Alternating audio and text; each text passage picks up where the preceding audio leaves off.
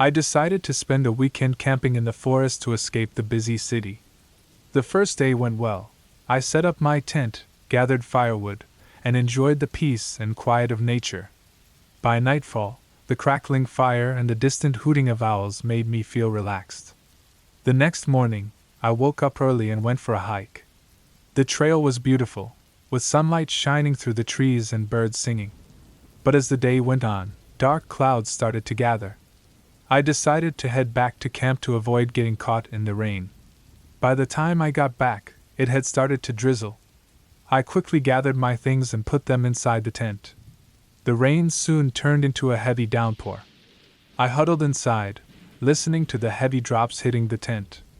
It was then that I noticed a strange sound, a rustling, too close to my tent to be just the wind or rain.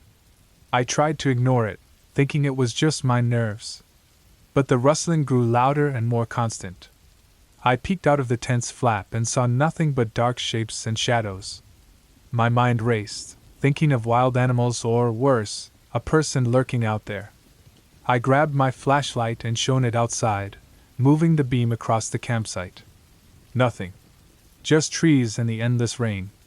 But the sound continued, now seeming to move around me. My heart pounded as I realized it was no longer just rustling. It was the sound of someone, or something, moving through the bushes. I decided to get out of the tent and check it out. I walked carefully, the beam of my flashlight cutting through the rain. My footsteps were almost silent on the wet ground. Suddenly, I saw a figure crouching near my food supply. It was a man, drenched, trying to steal my food. He looked just as scared as I was when our eyes met. He stumbled back, mumbling something I couldn't hear over the rain. My heart was racing, but I tried to stay calm. Seeing he wasn't a threat, and was probably just as desperate as I was, I signaled for him to come closer. We both took shelter under a nearby tree, where the rain wasn't as heavy. I gave him some food and water, and we sat there in silence, listening to the rain. Eventually, the rain stopped, and the man, after thanking me, disappeared back into the forest. I never found out who he was or why he was out there, but I was glad the encounter ended peacefully. I packed up my things the next morning and left the campsite, feeling a strange mix of fear and relief. As I walked back to my car, I couldn't shake the feeling that I was being watched. The trees seemed to close in around me, and every rustle of leaves made me jump. When I finally reached the car, I breathed a sigh of relief and drove away, promising myself I wouldn't camp alone again. Weeks later, I read a news report about a missing person last seen in the same forest. The description matched the man I had seen. They never found him. Now, every time I close my eyes, I see his face, and I wonder if he ever really left the forest, or if something else found him first.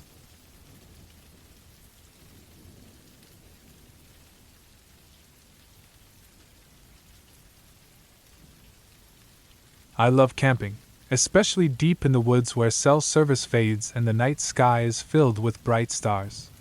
Last summer, I decided to explore a remote forest I'd never been to before.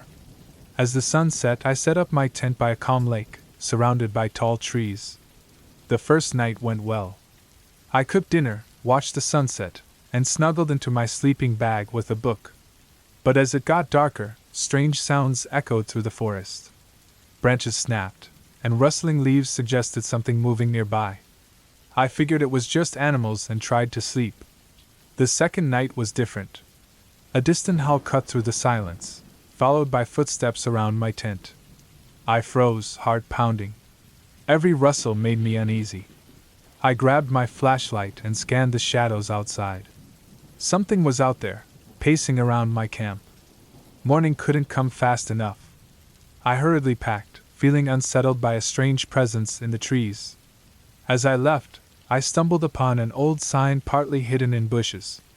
It warned of recent bear sightings in the area and advised campers to stay alert. Relieved yet shaken, I returned to town. The fear of being watched in the darkness lingered. It wasn't ghosts or fairy tales, just the primal fear of being alone in the wild, vulnerable to whatever lurks there. That experience taught me to respect nature's power and to always be cautious. But the scariest part? Weeks later, I read a news story about a missing camper in that same forest. They found his torn tent and belongings scattered. They never found him.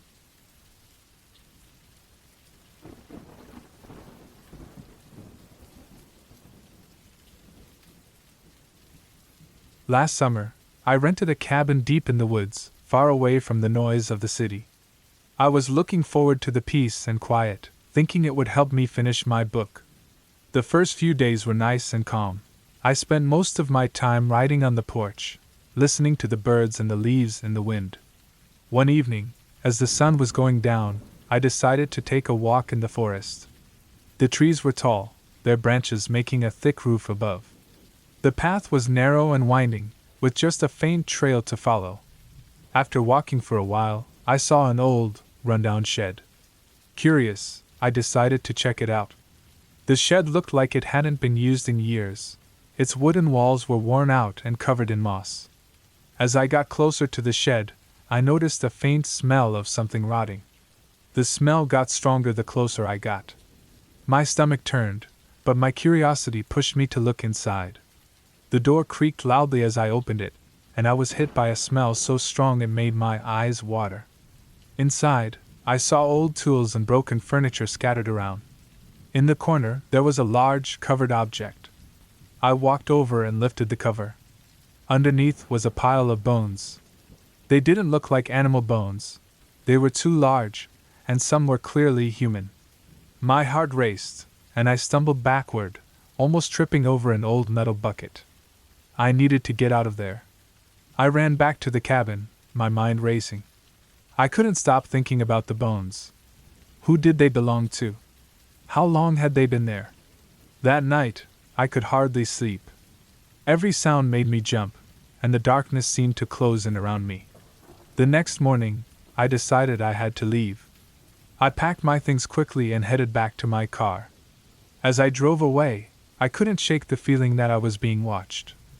I glanced in the rearview mirror and thought I saw a shadowy figure standing at the edge of the forest. But when I looked again, it was gone. I reported what I found to the police as soon as I reached the nearest town. They took my statement seriously and promised to investigate. Weeks later, I got a call from the sheriff. They had found more remains near the shed, along with some old papers and personal belongings. It turned out that the area had been the site of a series of disappearances decades ago, but the case had gone cold. My discovery had reopened the investigation. Months passed, and I tried to move on, but the memory of that cabin haunted me. One night, as I was falling asleep in my apartment, I heard a creak outside my window. My heart pounded as I got up to check. There, in the dim light of the street lamp, was the same shadowy figure I thought I had seen in the woods. It stood still, just staring at me. I backed away from the window, my mind racing. Who was this person? How did they find me? I called the police, but by the time they arrived, the figure was gone. They searched the area but found nothing. The next day, I found a note slipped under my door. It simply said, "You shouldn't have looked." My blood ran cold.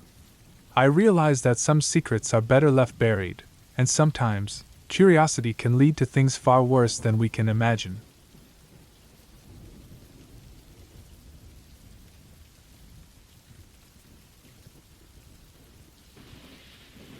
Last summer, I decided to go camping alone in a far-off part of the forest. I packed all the basics: tent, food, water, and a flashlight. The drive to the campsite was long, but the view was amazing. The sun was setting when I finally reached the spot. I quickly set up my tent and gathered some firewood. As night came, the forest got really quiet. The only sounds were the crackling fire and rustling leaves. I felt a chill down my spine, but I told myself it was just nerves. I ate my dinner and sat by the fire, trying to enjoy being alone. Around midnight, I heard a faint noise. It sounded like footsteps, but they were slow and steady. My heart started racing. I grabbed my flashlight and pointed it into the darkness, but I couldn't see anything. The footsteps stopped, and all I could hear was my pounding heart. I tried to calm down, telling myself it was just an animal. But deep down, I knew it wasn't. I decided to get into my tent and zip it up tight. As I lay there, every sound seemed louder. I could hear my own breathing, the wind outside, and the occasional snap of a twig. Suddenly, I heard the footsteps again, this time closer. They were right outside my tent. I held my breath, hoping whoever or whatever it was would go away. The footsteps stopped right at the entrance of my tent. I could see a shadow moving through the thin fabric. I was frozen with fear. I didn't know what to do. Then I heard a low, deep growl. It wasn't human. I slowly reached for the knife I had brought with me, trying to stay as quiet as possible. The growling got louder, and I knew I had to act. I burst out of the tent, knife in hand, and shone my flashlight in the direction of the growl. What I saw was a large, wild dog, its eyes glowing in the light. It snarled and lunged at me. I swung the knife wildly, trying to scare it off. After what felt like forever, the dog finally ran back into the darkness. I stood there, panting and shaking. My heart was pounding in my chest, but I was alive. I knew I couldn't stay there any longer. I quickly packed up my things, constantly looking over my shoulder. I made my way back to my car as fast as I could, praying that the dog wouldn't come back. When I finally reached my car, I jumped in and locked the doors. I sat there for a few minutes, trying to calm down. I started the car and drove away, leaving the forest behind. I never went camping alone again after that night. The next day, I called the local ranger station to report the wild dog. They told me there had been sightings of aggressive strays in the area and thanked me for the information. I felt a bit safer knowing I had made it out. But sometimes, late at night, I can still hear those slow, steady footsteps outside my window. I check, but there's never anything there. I don't know if it's just my mind playing tricks on me or if something followed me home. Either way, I always keep my doors locked and my knife closed.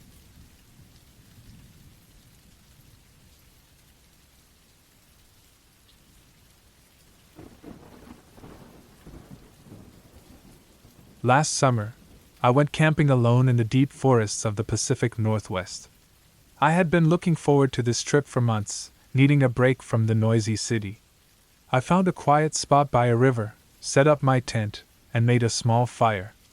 The forest was dense, with tall trees that blocked out most of the sunlight. The first night was uneventful. I cooked some beans over the fire and fell asleep to the sound of the river. The next day, I explored the area, enjoying the sights and sounds of nature. By evening, I was tired but happy, ready for another peaceful night. Around midnight, I woke up to a rustling sound outside my tent. I thought it was a small animal, maybe a raccoon. I tried to ignore it and go back to sleep. But the rustling got louder and closer. My heart started to race as I realized it wasn't a small animal. I unzipped my tent a little and looked outside. In the dim light of my dying fire, I saw a shadowy figure moving around my campsite. I froze, not sure what to do. The figure was tall and moved with a purpose, not like any animal I knew. My mind raced with possibilities. Another camper? A lost hiker? Or something worse? I stayed as quiet as I could, hoping it would go away. But then, the figure started going through my stuff. I could hear my backpack being opened, things being tossed around. Fear turned to anger. This was my escape, and this stranger was ruining it. I grabbed the only weapon I had, a heavy flashlight. I stepped out of the tent, shining the light directly at the figure. To my shock, it was a man, dirty and wild-eyed. He looked as surprised as I was. We stood there for a few tense moments, the light blinding him, before he turned and ran into the woods. I stood there shaking, not sure if I should follow him or stay put. I decided to pack up my things right then. I didn't want to spend another minute there. As quickly and quietly as I could, I gathered my gear, put out the fire, and started the long hike back to my car. Every sound in the forest seemed louder, every shadow scarier. I walked with my flashlight in one hand, a small camping knife in the other, constantly looking over my shoulder. I finally made it back to my car just as dawn was breaking. Exhausted and still scared, I drove straight home, not stopping until I was safe inside. I never found out who that man was or what he wanted, but the encounter left me with a lasting fear of solo camping.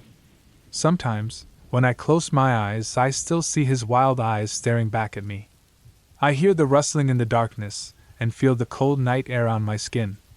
And I wonder if he's still out there, wandering the woods, looking for his next campsite to invade.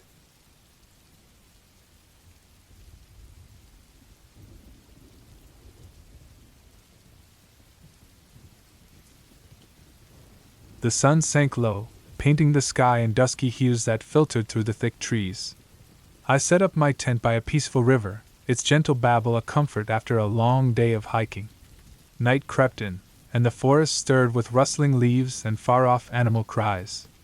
I lit a campfire, its flickering light casting dancing shadows around me. Sleep eluded me.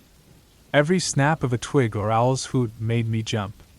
Once I heard footsteps nearby, heavy and purposeful. My heart raced as I strained to listen, but the sound faded into the darkness. I tried to reassure myself it was just a passing animal. Hours passed with me lying awake until exhaustion finally dragged me into a fitful sleep. I woke suddenly to an odd sensation, a strange stillness in the air. The fire had dwindled to embers, casting a faint glow on the tent walls.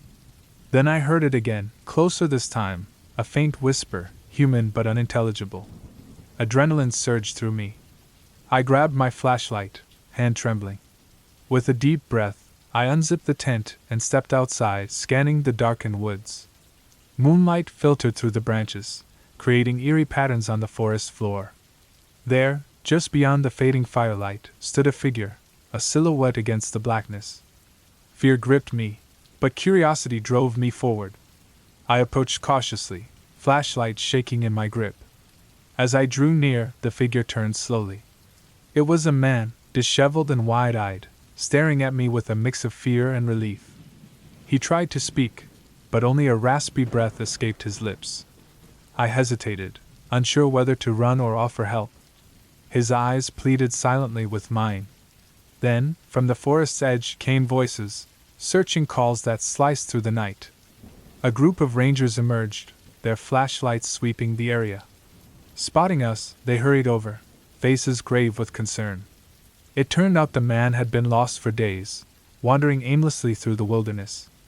He had stumbled upon my campsite by chance, drawn to the faint glow of the dying fire. Exhausted and disoriented, he had almost given up hope. As they led him away, he glanced back at me, gratitude etched on his face. The rangers explained he had been reported missing by his family, triggering an extensive search. I watched them disappear into the trees, still shaken by the encounter. That night, as I lay back in my tent, the adrenaline slowly subsided. The forest resumed its usual night sounds, the rustling leaves and distant calls. But something lingered, a chill in the air that whispered of the darkness beyond the firelight, of things unseen and mysteries unresolved.